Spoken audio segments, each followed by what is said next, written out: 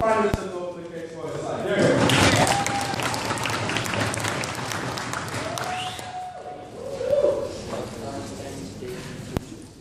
Shell vote.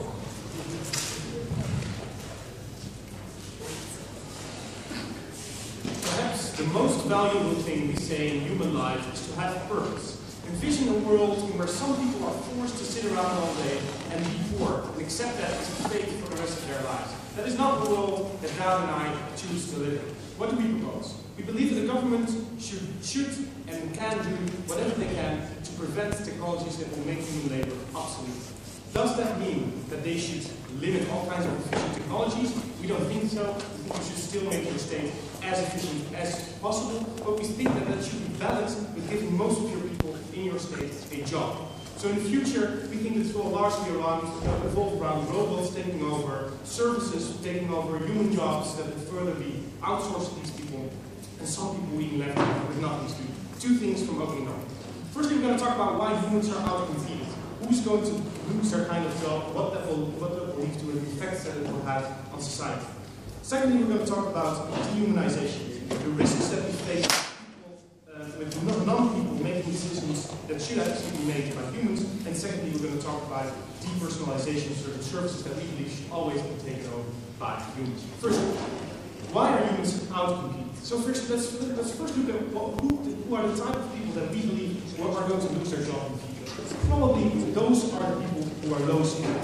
Often that is either because they are low skilled, because it's either because of their nature, they just don't have the genes to become an economist, or it's because of their nurture, because they are formed by the environment that they live in bad neighborhoods or bad schools, because their parents don't have the money to pay for their studies. This is reality in states that will not change within the meaningfully hundreds of years, probably. So often it's not their fault. Robots will become so effective in the future, but not just robots, like other types of things, machines that will take over their jobs, probably take over their low-skilled labor. What's that do? One, we say it makes them unemployed. We say it has a number of effects. One, it means that they just don't have any money anymore, putting them in a position where they're no longer able to further themselves, develop themselves, buy new stuff for themselves, make their lives better, essentially. Two, we say that leads to a poverty trap. The moment that you are without a job and money and you can't further your skills, that also means, and robots will continue to do that you will stay in that position because you have no way out of it. Three, we say some people will not be able to sustain themselves. Not every society as liberal as the Netherlands has kind of functions in place to be able to take on that, the proper measure. But even worse, we say they will be without a purpose in their life, because they will sit around for years and years to come. We say that means that they will depreciate their own life. They will feel miserable. They will need long-term employment that often correlates with depression, or sometimes even suicide of people who are without a job for, say, 20 kind of years, just feel useless and shit about their lives. No thank you. So, what jobs will be left? We say often high-skilled jobs that take care of these kinds of services that will replace these people. So that's people like doing maintenance, or doing, for high-tech for instance, or doing high-skilled programming jobs. That's just a few individuals taking on these key positions. Why is that? It's because coding, for instance, is difficult. You need a specific kind of skill set, for instance, to do maintenance on really difficult machines doing specific work. We say that is already a small group. We already see that now that 3 programmers are able to run a whole production site, for instance, in the oil industry. We say that leads to the kinds of people having a job only with very few. So we say a lot of people are going to be left without a job, and only people with a lot of skills and genes will be able to have a job. What does that do in terms of effects? We say a number of things. One, we say you will have a world where some people have a job and some people are without a job. We say that leads to, principally unfair, but we also say it leads to people being perceived that the world is unfair. We say it leads to huge cleavages between these groups in society. What does that do? Often it creates social unrest. We already see this in developing countries where the cleavages between rich and poor people are very big. We say that it leads to hatred, often even criminality, out of not knowing what to do, or sometimes even to vote. Yes? Do you not think it's incredibly condescending to claim that we need to keep them in those valuable their job because it gives them some sort of life? No, we don't think so. Often also because that allows them to grow further in their career, to develop their skill sets, to at least have money. But often for many people, this is a valuable thing to do in your life. It's condescending to say that being someone who works in a sweatshop is not worth working in a sweatshop. Okay, further we say, often the kinds of subtle effects that you have on this is that you get discrimination or segregation in society. So that often can lead to conflicts or disruption of society. Sometimes if this happens correlates with criminality, which you see in poor neighborhoods, there's just a lot of criminality because of people trying to get, for instance, money. It makes people feel unsafe. That's one. We say that often it also entrenches people voting in a different kind of behavior. So people who have a lot of money want to retain their money, they have to vote for policies that will ensure that, and if they are in the majority, or if they're middle class, for instance, in the majority, then that's difficult for other people to get out of. We say people should be enabled to get equal opportunity. These type of people will feel helpless. They will pass that on to their children because they cannot pay for the proper education of their children, which will be even less skilled, also without hope in society. Op might say that products will become cheaper in a more efficient society. We recognize that might be true. But we also think that people in absolute poverty receive very little, which this will not balance out. But we also think that this is a matter of people. People who have no jobs will get that type of funders, will feel that kind of unfairness. The costs of products in society won't go to an absolute debt, we believe, because the middle class often still buys products at the middle class level. The products will not probably go to the level of poor people being able to afford it. So what that means is you get more unfairness. So often what you have, for instance, and this is what the economist Piketty says, is what you already own is your capital. And often you get entrenched in that capital and you're not able to achieve more of that. And that's exactly what's going to happen. Rich people being richer, poor people being poorer, these types of society. Lastly, I want to talk about dehumanization. One, we say there are risks with making human labor obsolete. Why? Often we need judgment calls to be made. Robots can't meaningfully make changes, even meaningfully make decisions, even the most ones with emotional decisions. One, because often they are not able to spot subtle things, for instance, spotting a liar in an interrogation, or seeing a glitch in combat, or making even a moral decision for which we say that humans should ultimately be accountable for. And we don't want to leave that up to things that react based on stimuluses. We want to make it based on people who make the actual decisions and are rational for it. Two, we say healthcare or services lead to depersonalization. The moment you sit in front of a robot deciding over your life and death, if you have cancer, that's not something that you want to be left up to a robot. It makes you feel depressed, it makes you feel that you're not getting the right type of attention because no human is willing to speak to you. You have to speak to a machine. That is not what we propose.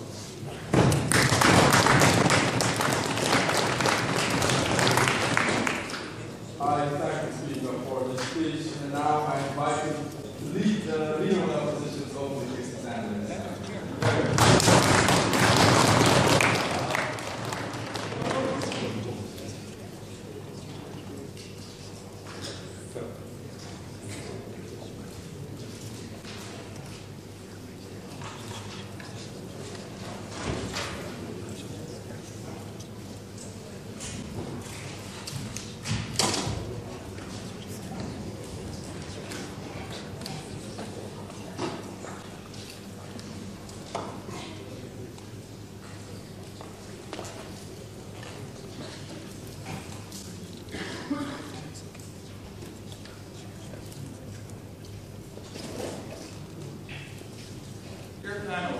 The steam engine was invented and the spinning jenny took over the cotton plantations and making clothing out of that. The fear was that all the ships would be taken and that the poor people would have no self-esteem anymore and no job. But it wasn't untrue. And the same happened when computers could take over the work that it took accountants months and months. This is sort of a memory of a nostalgic past of when we were one with nature and lived on a farm and had our hands in the earth. And this is a false form of nostalgia. It was a horrible existence of poverty, sickness, hunger, and work that essentially estranged us from our centered humanity. It was work that was dehumanizing in its essence. We think we break this. We think that in the future, you should not require the poor to stay poor just so that the ones who own the means of production can keep them and telling them that their only work is from continue working with their own hands and that they can never move up in society. We will run a Marxist opposition.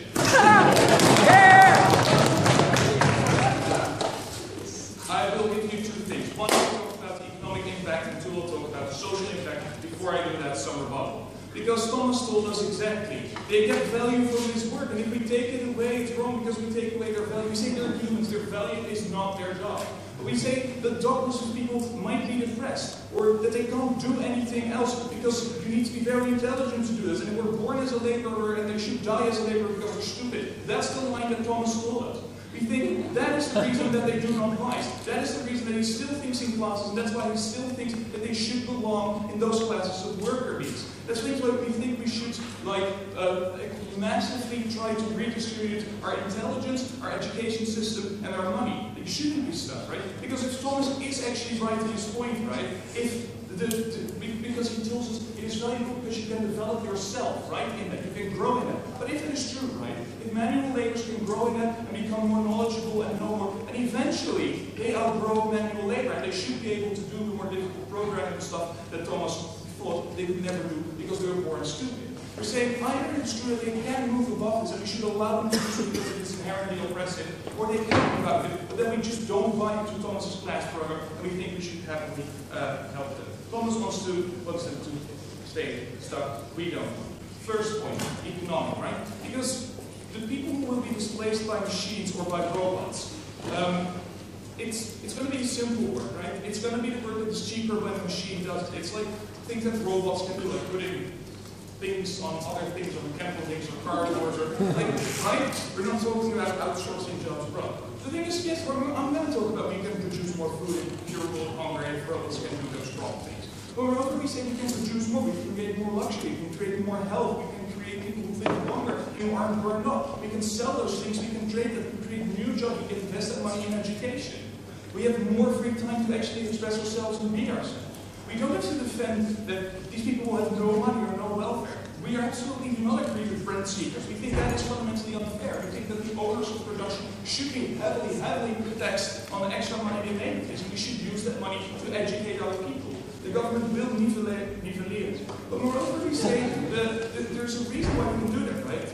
So the government can correct for this by heavily redistributing well. But secondly, we say there is a second level in this. If computers and technology progress, it is no longer just owned by the people, the big owners of the means of production, right? If you can create your own robot, or have a 3D printer, create tools for you which allow you to do it. If you can program your garden to grow particular crops, you don't no longer are dependent on those who own the means of production. You can become more free of them. That is the future that we're talking about. You are no longer bound in that system of owner and owned. You're no longer bound in that system of rentee and rent seeker. So that's what we're talking about. But moreover, we say forcing laborers to work is the whole idea of still creating that class difference. It shouldn't be there. They shouldn't be forced to do that. They should be helped into education. They should be. We should break that generational bond that holds them back time and time again. But moreover, we say this different work will help them. The reason that they can do things like programming is thinking like they can actually use their minds. We say that manual labor is essentially estranging from who you are as a human. We think it makes you part of a robot. We say it's thinking, being creative, adapting to what consumers might need, and interacting with other people is something that is so much more valuable and that challenges you as a human being so much more and gives you more happiness, apart from the fact that you won't be burned out when you're 40 and also looking like you're 60, right? I'll take a closing now. Okay, automation dependent on advancing artificial intelligence. The vast majority, if I'm going to check, they're going to displace the dominant system.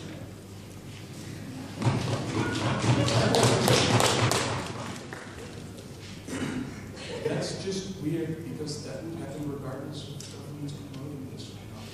The evil machines will take over if that's your line. Right? So now about the social stuff, right? Because we say working with your hands in a coal mine or mechanical work or screwing on partners, we say it estranges you from who you are.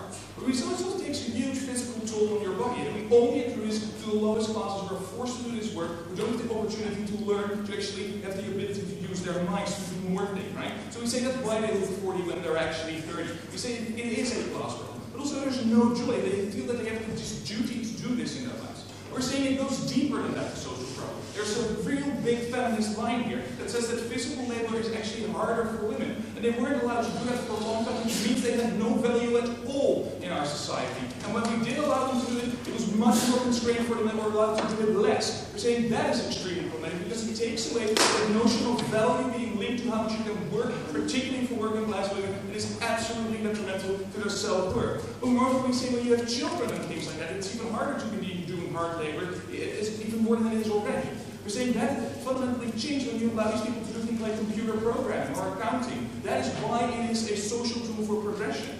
But moreover, last thing we want to say, society should work less, just in general. If we have more food, if we have more free time, if we have more stuff, we can work less, we can care more, we can do more things in healthcare, have more personal time. We can do things that computers, which is sometimes a huge fear, can never do. Like for instance, human resources, psychiatric care, or mediating.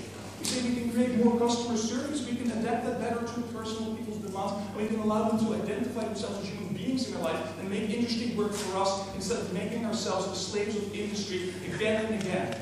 We think that we should finally break this bond that the big corporate overlords hold over us by saying that our self-worth is tied to how much money or how much labor we can put forward with our arms and our legs. We think that we deserve the fruits of technology and progress. We think we deserve to be free. We are more than just rats.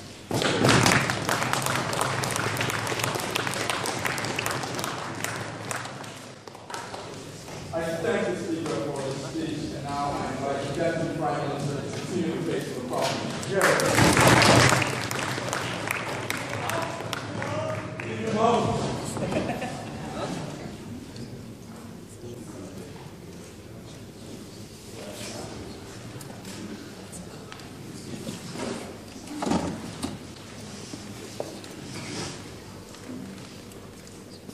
Oftentimes, technology means progress. Also, very often, the fact that societies are structured in certain ways means that progress is embedded with incredibly damaging risks. And the problem is that when that progress is made, when technology is out there, we can't pull it back. We need to assess right now. Similarly, nuclear energy could have had great benefits, but the fact that it was developed during the 1940s meant that the first application of the ability to split the atom wasn't nuclear energy. It was the bombs of Hiroshima and Nagasaki and the destruction of untold human lives. What we tell on proposition is the way in which society is structured is that people can't live in the Marxist utopia or hear things they can happily live in through magic, because he never explains why, but that actually what happens is that people are continuously disenfranchised and destroyed. He says, Marx, I raise you Chomsky. But I'm going to explain my first point is very simply this. Why do you think that the ways in which value is currently constructed in society is in the hands of a small elite? Why that small elite continue to perpetuate their power, actually increase their power, when they're no longer dependent upon the worker bees to do anything they want, to take on, to destroy local environmental structures, and all of that, and make sure that the poor are miserable. We think that that is the worst damage they can bring. So 2 points, that was the first point. The second point has to do with demonization in healthcare and the destruction of empathy for those who are most needy. Let's start there. The first point is all about the here as well. So the issue here is that we just don't get magic redistribution of goods and services. We need to explain why that will happen. We don't think it will happen. Why? Because we recognize that there is a group of people who don't want redistribution. Those are the people who own the wealth and who want to perpetuate the wealth. The thing is, they're quite capable of making sure that that redistribution doesn't have to happen. Why is that? Because they control the ways in which we can change values, which is how we think about how to have value and what is important in life. Why is that? Because they have things like the media, they control the media, they control things like Fox News, and in that they can tell stories about what the real merit is, that we all need to achieve, that we all need to have a job, that we all need to fulfill ourselves, and that's the only way to be happy. If you don't do that you are a welfare scrounger, that you are currently feeding off the parasites, that eventually trickle-down economics will work. That is massively popular, certainly amongst the most worst off, because they won't have something to drink for, and they won't have something to live by. And as that is the virtually uncontested reality, that is the one truth that is sort of like embedded in such a way that we don't even challenge that to be accepted as a basic capitalist norm. That means it isn't challenged, and a large amount of people vote for conservative parties and continue to prepare and say, we don't want this wealth redistribution. We think that actually hurts people. That is the kind of lie that's being told. It's a false conscience argument. If you read your Marx, we show that that's what happens there. So, what we don't think is they see. So the problem then is that the majority of people still think, I want to have a job. That is the way in which meaning is created. But they can't have a job, because of all the analysis that Thomas and explained to you, which is uncontested by the opposition side, due to the fact that they find it very difficult to get things like education. They say you can have massive investments in education. We have done that. We have increased universal primary education. It hasn't resulted in much good things. It's started deeply entrenched problems. Because often these are lots of social problems. Your parents need to help you in order to get ahead. You need to have starting capital to ensure that you get to the good schools, because if you don't get to the good schools, you're eventually outcompeted when you get to the programs that actually create wealth, when you get to the good universities, when you can try and get into Oxford or Cambridge or Glasgow University. You think you don't get it if you don't get this sustainable. And we think governments find it difficult to do that because it has to do with things like helping people who are addicted, but also making sure that the parents help out and buy into it and know how to help out, even though they didn't have the skill because education failed them in and of itself. So that leads to long-term poverty gaps. Also, if you don't have the money there. They then tell you, no, but actually the means of labor are the force. You now can become your own creator because you can have things like 3D printing. Newsflash, 3D printing is really expensive. You need to have a first investment. If you're already broadly impoverished, it's very hard to get things like a loan because it's incredibly uncertain that you can make profit out of it. Certainly if you can 3D print one thing, but the robots already can print 5 things at the same time and never necessarily outcompete you. So link just doesn't exist. But more than that, companies still have large influence over you. Because they can do things like pollute the air. Because they can do things like take the drinking water locally away and therefore spill out drinking water. Because they can do things like build a nuclear power plant, which then creates gamma radiation, which makes people in a local area die. The way in which to stop that is if you can be employed by this company. Because that's the moment where the company becomes dependent upon you. You can strike and do all kinds of action to make sure that these companies have to change their habits and have to actually brighten local communities and help local communities out, because otherwise if they don't hear it, that means they'll stop there. But that doesn't happen at the moment that these companies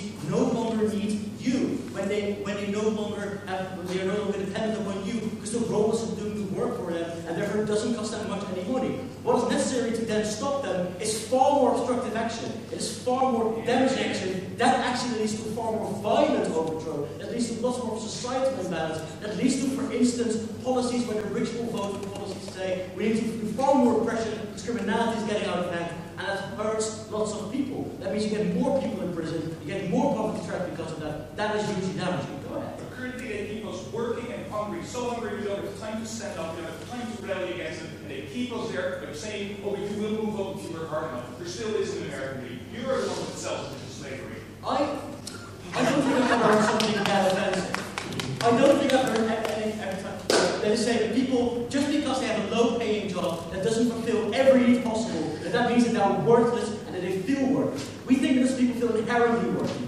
because the way in which you create worth has also to do with your own capacity and how you perceive your own capacity. They perceive the capacity is perhaps somewhat more limited. The goals they set are perhaps a little more limited. I want to get my couple targets. I want to produce this amount of units per day. But that makes them incredibly happy when they do reach that target. That kind of wealth construction is incredibly beneficial. It means they can save up for the money, they can build a bigger house, and those kind of goals actually make people happy. Certainly the society is constructed by the media controlling elite that they have never told you won't happen anymore.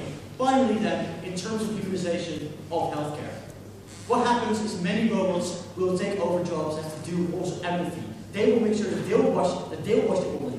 The damage there is that these elderly feel that they are mistreated. In the sake of efficiency, in the sake of saving money, we now say we leave the elderly to the robots. We don't have a smile on their face because robots don't smile. That means that these people feel deeply depressed because they feel neglected by society, who says we no longer deserve the human touch. We think that's deeply damaging to the most needy in society. We're very proud to have this.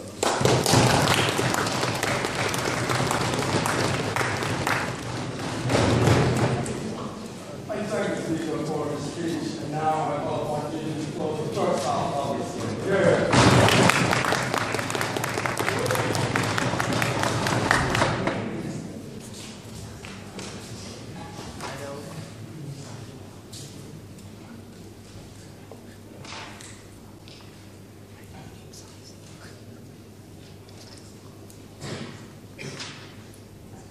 So one big extra contribution from our speech is going to explain why not being bound by necessity to earn money through human labor is better for everyone intrinsically, why it creates far more choice, far more fulfillment on all of the criteria proposition gave you.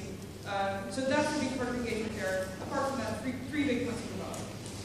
Firstly, on dehumanization. They give you two reasons why humanization is bad. Firstly, they say, well, some jobs need interpretation. Like, we don't trust robots to know who to shoot. Then probably we're not going to send robots to the field, right? You don't have to defend send there, right? We still get to like uphold some type of quality, which also directly engages with their whole healthcare part, right? Where they say people aren't going to trust the doctor anymore if he's a robot. Well, that's only true if the robot sucks as a doctor, right? We don't have to defend robots being horrible if that's like not worth the money quality balance, right? So we don't have to defend it. We don't think that's part of this debate. They have to do with robots that like function, right? That for example, you like do the things that we talked about, right? Like screwing together car doors or working in the fields. They don't do that, not yet. Then over here tells you about like how opposition offers you a world in which you can be your own creator. Their only response is 3D printing is expensive. Well, really, if that's your biggest issue, we think it's going to become really cheap very soon because we think there's a huge incentive to want to be a creator. So we think there's going to be lots of people that want to be in this field. So, which means there's lots of like demand for 3D printers, which means there's going to be more supply, it's going to be cheaper. That's great. Last one in the rebuttal, they tell you society has like intrinsic problems of dependence, which means that the elite's never going to be overthrown. So basically, two responses. First thing we tell you, dependence works both ways, right? So in status quo, you can't speak up to the elitist 1% because they're your boss. So if you tell them, why am I poor, why am I hungry, why am I not getting paid more or valued more, you're going to be fired, and there's lots of people that want to take your place. So you're completely powerless, right? The so-called worker bees in proposition are completely powerless. However, in our model, they can actually outvote the elite when they no longer have to be dependent on, like, for their income on them, right? But secondly, we think elite keeps their power through promises of fake social mobility, right? We think we allow for a way out. We make people realize that they're not going to be climbing because there is no incentive at all for this elite to make welfare higher for this group. We think, at least in opposition, they get to choose their own life. We think that's extremely fulfilling. I'd love to take second. So mechanization is dependent upon artificial intelligence. If we hold down artificial intelligence, it will lead to incredibly intelligent machines and they will be existing. Alright. I'm gonna do this. So they tell you we're gonna make machines that are so smart that they overtake us and then like become the elite and they all entrap us. Well, basically we don't have to make those machines, right? We can just make machines that replace for manual labor. We don't think that artificial intelligence that makes its own choices is necessary for like taking out crops in the field, right? They have to explain why it's a necessary result of making any type of robot. I challenge you to do so. Moving on, extra competition, why being bound to necessity to earn money is necessarily repressive, why people are far more fulfilled under opposition side of the house. Firstly, we think work that's going to be replaced is mostly very physical work, right? We think that's inherently restrictive. It's more restrictive than other types of jobs, but also other types of just like lifestyles you can have. So why is it restrictive? We think three reasons. Firstly, it's very often very repetitive and very unchallenging. We think, secondly, it's very hard for you to see when you're in manual labor what your impact is in the world, especially because your boss doesn't want you to see your impact in the world, because they have no reason for you to want to be ambitious, because they want to keep you in a place where you don't want to earn as much, don't think that you have the opportunity to earn much. But thirdly, we think these jobs are mostly extremely, viewed as extremely unvaluable in society. So all of the things that proposition tell you, we believe, right? We think you can do amazing things in manual labor. That's just not what society says about you when you're in manual labor. We think those things are inherent to most technical replaceable labor. We think there are other types of work, but also other type of activities that are far more beneficial, that allow for far more input, that allow for far more creative thinking, right? We think that's harmful in itself because people are always limited. But we also think it's illegitimate because there's no way for you to get out of it, right? Because there's no opportunity for time to put in education. Because you're always going to be stuck in that class, where you are unhappy, where you can't stand up to your boss. We think that's inherently repressive. We think that's harmful. Secondly, we think this is not only about the specific one generation, it's intergenerational. Because once you are this type of labor, you all earn those salaries, there's no entry for you in other fields. Which means most importantly, that you can't pay for the education of your children into a different field, right? So you're always going to be stuck in the same unskilled labor, which is harmful for all the reasons I just told you. And this is apart from the things that I've told you about how it's physically, it harms you physically, this type of work most often, and especially for specific groups of women to peer gave you, which has been engaged with. Lastly, we think being bound to a necessity for income is inherently less fulfilling than being able to make your own choices, not based on survival and money. So we think there's two worlds. There's the world you have some limited options, right? So you're bound by education, which is money bound, which is, I told you before, inaccessible towards people who are stuck in these classes. We also think it's based on availability, right? Just where you're necessary. It's not necessarily what you want to do, it's just what kind of work is necessary. Yes, sir? For people to believe in redistribution, they need to take upon another value structure. Given the value structure is currently propagated through the main means of communication is an answer to the lethal opposed test. How can people realize that? Because they don't have to be dependent on the elite anymore, because they're not restricted by needing the job, by needing the income, right? So we think once they're out of that trap, they can speak for redistribution, but also we just think we can want to do this and all, right? It's like we think this could just be what we accept. So what is the world that is on our side of the house, not being bound to necessity or money? We think these people are going to be sustained on redistribution. We think that means they're far less loaded in the choices they make. So they have far more options, far more higher odds to find something that actually suits them, right? That they actually want to do, something that they're passionate about, but just arbitrarily doesn't earn money in the society we live in, right? So this can be a form of art, but it can also be volunteer work, helping underprivileged people who just don't have the money to pay for your work. We think those can be extremely valuable, extremely fulfilling, just arbitrarily set out of the system where they don't earn money. For all of those reasons, vote for compensation.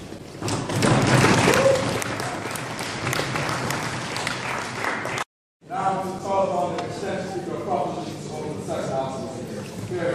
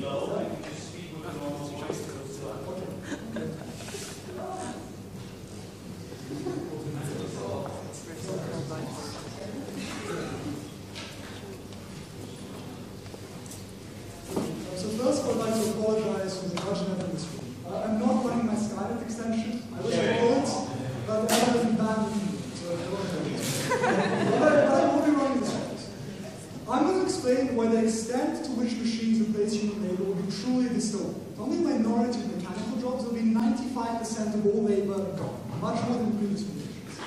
I will explain why new jobs will not replace these jobs as happened in previous industrial and post-industrial revolutions, because the new jobs are too high of a skill level. I will talk about why redistribution is impossible, because the traditional opposition to the capitalist class, the labor union, will be destroyed by a policy like this. Firstly, note one thing. We already have enough money for the world into organize. Germany, Britain, France, the US have incomes per capita of over £30,000. If we redistribute the money the right way, people could live the lives they wanted in perfect peace right now. The issue isn't the amount of money or GDP we have to use. The issue is how we distribute it. How we get many people to live incredibly poor lives. If I get to a distribution, it would be much, much worse than less ever happens. Even the amount increases, it's irrelevant. Okay. Firstly, why will machines take over? So, what do they say? They said that manual labor going away is good because manual labor is bad for women. Note, manual labor is already mechanized. We live in a services economy. The question isn't will manual labor go away? The question is will services go away? Okay, so let's talk about advancing technology. So there are three major fields of technology advancing. One, robotics and mobility. A traditional limitation of mechanization has been how far is robots able to imitate human motion. More and more was able to imitate more and more precisely and better human motion at a lower and lower cost. Secondly, processing capacity. A human lawyer can process a few documents per hour. A computer can scan through hundreds or thousands of documents per hour for far less price. Finally, and this has traditionally been the limitation, the ability of computers to understand, to comprehend, artificial intelligence and machine learning. These fields were traditionally have stopped computers doing many jobs. But because of incredibly rapid advances over the past 10 years in like execution in these fields, computers can increasingly do things that before thought to be only human things. They're making decisions about diseases or risk assessments or even justice. I'll go into this. Okay, so we've all accepted computers and mechanization will replace virtually all managers. That's good. What about clever services jobs? So services jobs like 70% of the society. And it's good reason to believe that all of these will be replaced. Why is this the case? Because services jobs, like working at McDonald's, like consist of simple, repeatable things. Making a coffee, putting some sheets on a bed, putting something in the oven to cook and take it out. This is all very easy to replace by robots, and as robots sink in price, it will increasingly replace these jobs. These are the majority of the jobs in society, because we are a service-based economy, being entirely replaced. What about the next level of jobs? What about clerical jobs that require some decision? Like, say, being a lawyer or being a doctor. Now, these jobs that really don't require that decision. Doctors are taught how to analyze which disease someone has based on the symptoms they present. A computer can do the exact same thing. And in Britain, the NHS now has a helpline. When you call, the computer determines what disease you have based on the symptoms, which someone is typing into a computer. The same applies to lawyers. Computers can now more and more read the legal documents and identify what is relevant and not and present it to a lawyer, massively decreasing the amount of work lawyers actually have to do, and hence the quantity of lawyers you need in society. So in fact, the only job you can expect to be around in 50 or 100 years' time are those jobs that require extreme levels of creativity, which machines cannot do. So we need research and development in sciences, or we need art. And even these jobs can be largely automated. Even now we have computers that design music, which is indistinguishable from music design machines. We have computers that can design programs and design websites, which look better than what human web designers design. So even the majority of these jobs will be gone. So we can expect a future where the overwhelming majority of labor, not 20%, not 30%, but 95% are taken over by machines. Okay. Go. Do you not think it's thinking that people will no longer want to go to gigs to actually see people perform songs? Yes, there will be a small number of people. There will be a small number of jobs that are based on human interaction, and the most jobs are provided for purchasing a service or a product. Okay. Let's move on. Why would there be new jobs to replace these jobs? As here correctly identifies, in most parts of the revolution, the agricultural revolution, the industrial revolution, the post-industrial revolution, new jobs are risen to replace those. Why would this happen now? Well, the answer is pretty simple. Skill. So, how automation works as follows. A simple job is automated by a machine, and more complex jobs we don't have the technology to automate, and then what people move on to. And this is a process continuing more and more and more. What happens now? What happens now is, so in previous revolutions, we've had a higher and higher rate of employment after every revolution. The industrial revolution didn't lead to damage in employment. The post-industrial revolution, which shut down mining communities and factories, led to massive employment which still persists today in some areas. And this revolution allowed to even more unemployment. Why is this the case? Because the skill level you require for the jobs which remain is now higher than it ever has been before. Why is this important? Because not only is there a natural limit to limitation, the amount of skills someone has genetically, there's also a limit to how much you can teach them. Already now for high-paying jobs like being a programmer, you require a PhD. That's 25 years of education. If everyone requires 30 or 35 years of education to get even the basic jobs in a more future society, that becomes no longer feasible for the government to support, or for the majority of people who have a discipline of or self-respect to be able to achieve because of their familial background. Which means the majority of jobs can't be taken by the majority of people. Also, we won't need any jobs that enough jobs to employ the people involved. Finally, unions. So they say quite validly, well, if we have this massive growth, even people don't have jobs, we just give them money. And why they say this will happen? This is easier and less advanced, because if you don't have a boss, your boss can't stop you from having freedom of speech. Note, as we point out, the reason people don't have freedom of speech now and don't challenge the lead is because their boss stops them from doing so. How they don't, the boss doesn't know how to vote. It's because they genuinely believe that the right-wing agenda is right.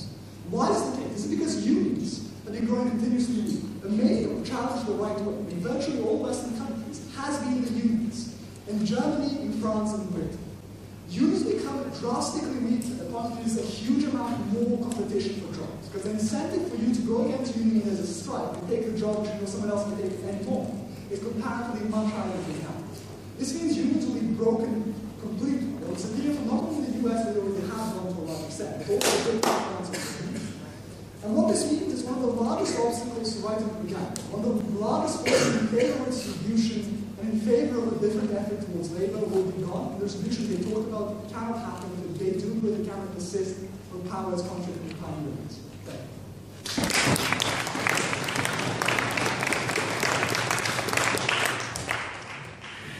Hi, thank you, speaker, for the speech. And now, for the final constructive speech of this debate, I invite the executive speaker of the opposition.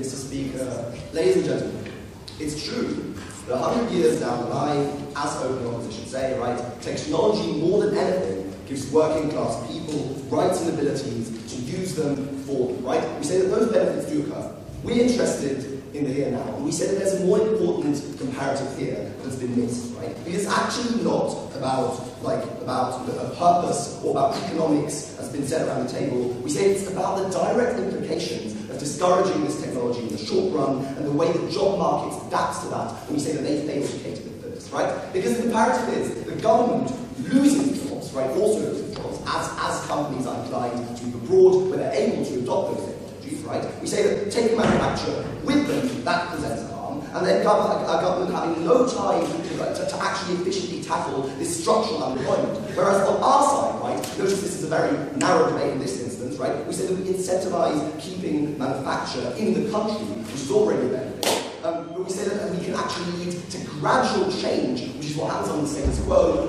when we say that what we get is actual education implementation by the government, and more importantly, the manufacturer staying with us. So let's look at a little bit of rebuttal before I go on to my substantive. No, we say that, okay, well, what we heard in extension is about this world that we get, and that it will be easily replaced by robots, right? Okay, doing response to this. Number one, studies show that people are actually more likely to be wanted to be catered for by people, right? We're saying we want to go into our bank branch and then be actually catered for by someone who's also a person, right? We say that that is just not very realistic. If anything, that will happen 100 years down the line, we'll deal with it then. But when he talks about music, that's especially me, as pointed out in my POI, that people actually want to listen to other people before that, right? He then asks that question, what happens now? And we say this is exactly the point. This debate is actually about the fact that we get gradual change, right? And they have an instant influx in unemployment, manufacturing going abroad, and none of the benefits they want to bring you. A little bit of a disclaimer to rebuttal in addition to this, right? So let's talk about purpose for a second, because purpose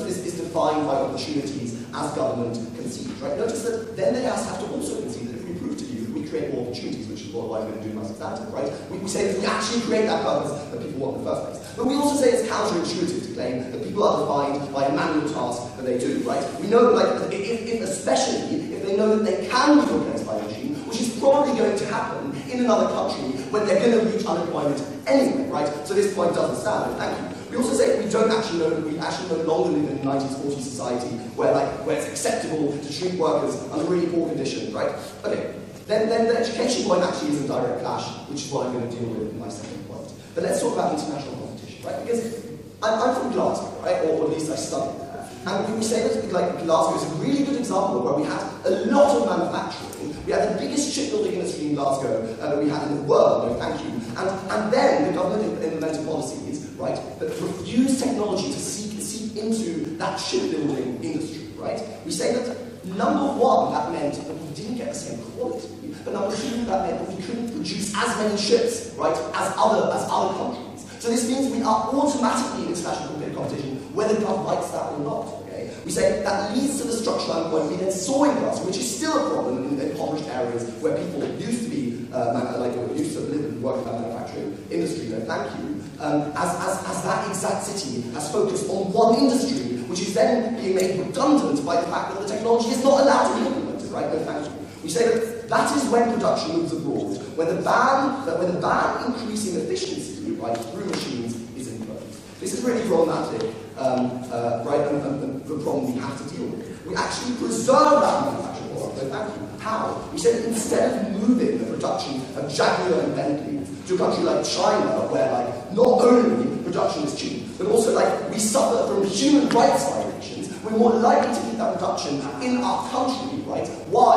Thank you. Because we can impose those exact technologies that make it profitable for countries to stay there, okay? We say that's important, though, thank you, because we actually not only don't get the harms that we accrue through human rights violations in those other countries, but we also get the benefit of selling goods that we produce locally, starting by selling resources, though, thank you, not having a trickle-down effect. But more importantly, right, all the economic benefits of assembling, right, stay with us and don't go abroad. Okay, so let's look at how we tackle unemployment on our side compared to their side, right, because we just do it better. Before I go on, extension. During the sentence, manufacturing has already gone abroad. Industry now is in services which cannot be exported. Okay, so just not true, right? Living in the century is actually, I'm going to go on to that, right? Because there's a really good example of the fact that service industry actually works on a global level, but are better to be able to compete if we let actions take their natural effects, which is what happened in the UK, right? We say because the government has a prime objective, which is to create jobs. Why? Because we say that when everything else happens, the government might be blamed, but people forget about it. If people don't have a job, right, they pressure the government, right? Why would the government be likely to therefore create jobs if, for example, jobs fade away through putting in, things in place that decrease manufacturing? We say that the only reason Margaret Thatcher was re-elected in England for 3 consecutive terms, right, was because she actually provided those jobs by cutting away manufacturing. We say that despite the fact that she was then disliked by those people, over the course, right, those people were far more likely to access those jobs because the companies that employ in the service sector have an incentive to get those people on board, to reschool them, right? We say that market, that is far more likely to happen on our side of the house. But we say this is exactly the example. Closing those manual labour tasks actually leads to something, right? We say that 2 things. We say that the incentive to re-educate automatically happens when people have to seek, or when people have to seek to be reschooled because they don't have a job in that manual labour anymore. We say that's an incentive for big companies to recruit and to literally train people up. But when people are free from the workforce, right? But secondly, we also say government actively funds reschooling and is more likely to do that on our side of the house the moment the threshold comes, and it's also likely to be effective. Why? Because they have more time over the long course, right? They aren't faced with structural unemployment they somehow need to tackle, that when miners become unemployed, they don't actually have jobs that they're educated for. But it's a gradual change where we start and put more jobs in place, right? When other jobs fade away. We say governments have that incentive because they want to gain voting support. Right? And those exact people are the ones that they need for the buy-in in order to be re-elected. This is why, on our side of the house, under this very narrow comparative, we can actually say that we create jobs better, right? More sustainably, and don't face structural unemployment. This is why this is a terrible idea.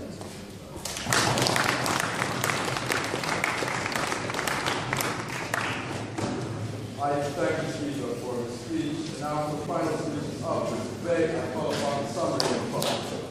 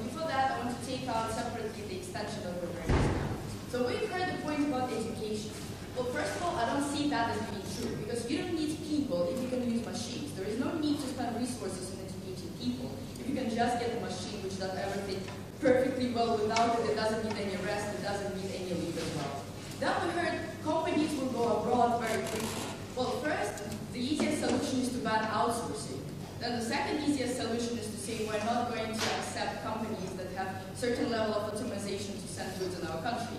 So I don't see that as working out as well. Then the point about competition, an example with the shipbuilding. So first of all, as my partner already pointed out, all of the manufactured goods that could already be moved have moved abroad because cheap labor in Nigeria is much easier to find than to actually hire some people in Britain. But some service industries are staying there because McDonald's cannot move abroad to send its burgers in Britain. So McDonald's have to hire some people there, in Britain, in order to sell it in Britain. And therefore, we don't see that going as steady at all. Moreover, I don't really understand why wouldn't the companies that did have some problem with hiring people not move abroad already. I think that covers that. Before we move on, yes. Right. So the owners of robots will have enormous powers of output. But even if the government will have no power, right, what is then their incentive to limit the redistribution of the buying power of those very consumers who need to consume the huge output that you just talked about? Redistribution. That's great. I'm going to cover that in my third class. But before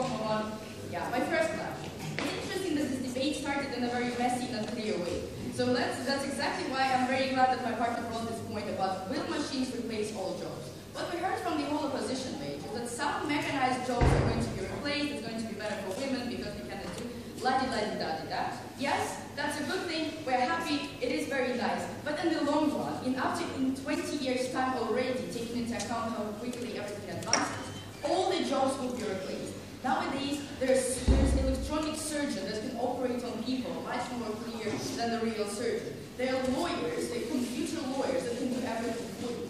And the biggest problem is one program can program for 100 other programs. And the problem with that is you don't need hundreds of programmers to actually program for all these 100 programs. There is one program that can program for programs, and that's going to be replaced overall. There is no need for you to create a job that creates a job. Moreover, no, it's not, you said that there are many jobs that need human interaction, and therefore a lot of jobs will stay. Well, first of all, it's very, very small amount of jobs. A lot of jobs will be replaced by machine, and a lot of people will not be really unhappy about it. A lot of people know that there are less and less and less jobs which are made by humans, and they don't really see a problem with that. And since it's much cheaper to use machine than human labor, a lot of jobs are going to be replaced, and very little amount of jobs will stay. But those jobs that will stay will be extremely competitive and have all of the backlash that my partner was talking about, but that's the third clash. So that was first clash. Machines will replace 95% of jobs of all our country. Maybe not very rapidly, but it will happen. But what happened rapidly straight away was already taken out from the extension. Now the second clash. Will the new jobs be created? To be honest, I don't see any reason why new jobs will be created. If you think about it analytically, you as a company will not mechanize if your mechanization process needs another person to look after this machine. So it doesn't seem plausible that something like that is going to happen. Moreover, as my partner already pointed out, you will need to be absolutely brilliant in order to get to jobs which are actually staying. If there is a mechanization, if there's a program that programs for many programs, you have to outsmart the machine that can program for 100 programs in order to compete with that. If you're a lawyer, you have to be able to look at 1,500 cases in order to outweigh the machine that can do everything for you. Therefore, it's very, very implausible that new jobs are going to be created. Therefore, as we already laid down the foundation and taken out most of the cases that we heard, now let's talk about the bad consequences. That's my third clash. No, thank you. Nothing. People can do more things without jobs. That's exactly what we heard from opening opposition. Well, this is just not plausible. Because the progress, as we mentioned, is going to replace everything. There is no need for expression. There is no need for you to be an artist. If you want to create something new, a lot of people want to create something valuable with their lives. A lot of people want to program something new. But if there's a program that programs for 100 other programs every single day, it's very implausible to suggest that you can create at least something new, that you can make at least some change with your life.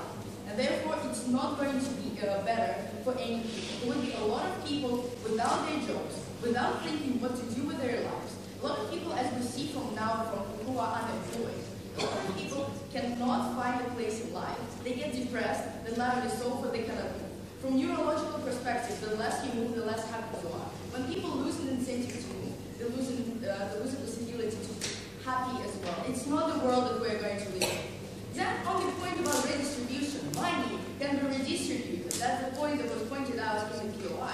Well, that's also not plausible to suggest. There would be very, very large amount of power concentrated in very, very small amount of people. And therefore, these people have no incentive to distribute all the money and all the power to other people, especially because they will be in competition with other states, as we already mentioned. So we will have this incentive to raise as much money as possible into their production and sell as much abroad as totally possible. Because they wouldn't probably sell it all in a domestic level. Because what's the point of losing everything, of spending everything domestically if you can get money from abroad? It's very, very likely they will send all these goods into some third world countries which wouldn't be mechanized as far as we have mechanized because they're now downgraded from us. And therefore, they will send abroad. It's not possible to suggest they will have any incentive to redistribute money because they can send all these things abroad. That was what we heard that we have. What we also heard that we'll have more money to make people not poor. Also not plausible because surgeon already brought you that we have enough resources nowadays in order to everyone happy, make everyone welcome. The biggest problem is distribution of this money.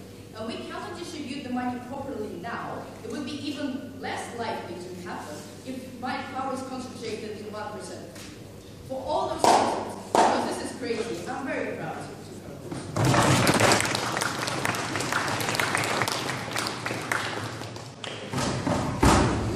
I thank the speaker for her speech. Now, the final speech of this tournament as a whole, I invite the extension speaker of the opposition.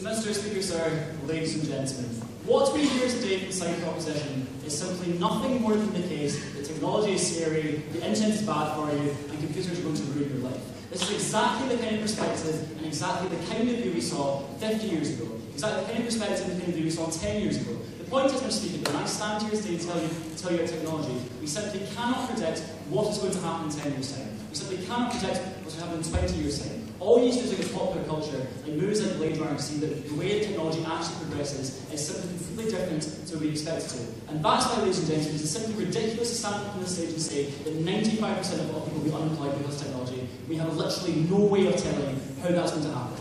So what's important in this debate, Mr. Speaker, what's been pressed by every other team in this debate, is what goes in the short term. The short term is as important in this debate as long-term decisions about how technology affects us in the future. Now, Speaker, so the reason we win this debate is we're the only team that properly addresses issues. And we want to look at today sort of three points of clash. The first of which is why it's important to protect jobs now that are left in construction or in industry. Second of all, why the service sector doesn't necessarily have to be recognised or to be effective. And thirdly, why education is still important, and why ultimately, even though the government might say technology is important, that doesn't necessarily mean you don't actually care about people anymore. The first of all, some points of miscellaneous rebuttal that don't fit into this structure. So first of all, one of the kind of key examples cited very proudly by side propositions today is that NHS 24 is a fantastic service. Now, they also have to read Christian newspapers, because NHS 24 has been an unmitigated disaster. It's literally cost us billions of pounds. The National Health Service in the UK, we're lucky in the fact that it's very successful. What they found with NHS 24 is that people do not want to phone up an automated system and tell them how old they are. They don't want to have that non-personal interaction between person and machine. And that's something that is fundamentally human. It's something that's fundamentally, has always happened. The fact is, no matter how important you make these machines, no matter how human-like you make them, people are always going to want that personal interaction, and that's incredibly important. We think more than that, Mr. Speaker, they also have to say that if companies choose to do things that we don't agree with, there's something outsource it, or we'll ban buying in products. That's incredibly problematic when, for example, a large portion of our economy works in imports and exports, and it's simply not legitimate to say that companies will not leave our technology. Thank you. We think more than that, Mr. Speaker, what also has to be addressed in this debate and ignored is that quite often there's a connection between the workers, the elites that does exist in Europe. It's not 1940 anymore. The whole media is not controlled by elites. We now have social media, we have Twitter, we have Facebook, we have platforms in which people can legitimately put forward their views, and that's important. So it means that people do now care more about the worker, or care more about people that are less fortunate than themselves, and that's important. Thank you. But first of all, I'd like to talk about this idea of manufacturing and why that particular is great. So what we have to do here, what we have to show, why we this debate, it's very simple. We win this debate because we can show that in the short term, it's more important to lose some jobs to technology in order to keep up with global markets than it's to lose all of those jobs in the long term. And that's what Ben was telling you. And the prime example we use here was shipbuilding in the UK. Now, what's important to use incredibly powerful trade unions and left-wing organisations said it's extremely important to maintain these manufacturing jobs that our low-skilled labourers are currently doing. The net result of that was that when other countries around the world, including Holland, started to develop their own shipbuilding that was more mechanized, it totally outpriced the current workers that were in the UK. And the important thing here is that all that happened was, rather than losing 10% of those jobs, leaving an economy that could adjust that losses and an education system that could cope with retraining these people, you end up with vastly say to people, all the money will lose their job instantly through structural unemployment, which is much harder to deal with on their side of the house than it is in ours. The fact is, and we accept that the fact is that technology is always going to start to replace certain jobs. But because we cannot tell the way the market is going to evolve in the future, the way technology is going to evolve in the future, we can never know what kind of jobs are going to be there going forward. All we can do is mitigate those harms, making incremental steps and changing it, and that's important. The biggest way that can happen is structural unemployment, where everyone loses their job in one go, which is what happens when you fall behind and you don't outsource. No, thank you. Furthermore, the problem with this is more than anything else, it creates a situation where unemployment becomes systemic, it becomes part of life, it becomes almost acceptable for those communities, and that's something that I'll take over. So, even in China, eventually people will get unemployed for all the reasons we suggested. In the belief motion, we believe even China should stop this massive unemployment because we think they're genuine harms to them. Could you engage with that? Okay, so there's two issues with that. First of all, you look at the third world. The main difference between economic prosperity between developed countries and developing countries is the use of technology by developed countries to make processes significantly easier. Somewhere like China, which is still developing its economy, or even places like Africa, which have limited economic growth, it's incredibly important that they have technology in order to make those jobs easier and make them more efficient and responsive to the markets. It's not fair to say that has to stop for no reason, so I'm going to go on. I think what also was important in this debate, which hasn't been addressed, is the idea that we as citizens, or we as people, still fundamentally value other people in our society, and that's important. We don't think it's fair to say that the point at which people's jobs are being replaced, we're just cast them aside and say they're no longer valuable. We think that the government has, and always will have, a fundamental duty to educate people. We think more than anything else, simply for self-interested reasons, it's useful for our government to have an educated workforce, or it's useful to have people who are not unemployed. Because people who are unemployed tend to be more pissed off at the current government and annoyed at the fact they haven't got a job. When you ask anyone why they vote for it, when you ask anyone what the kind of key voting issue is, it tends to be economics or education, because you know that's how you get prosperity. At the point at which you have massive swathes of unemployed people, or someone who can produce technology, there's always going to be incentive for that government to put money into educating those people.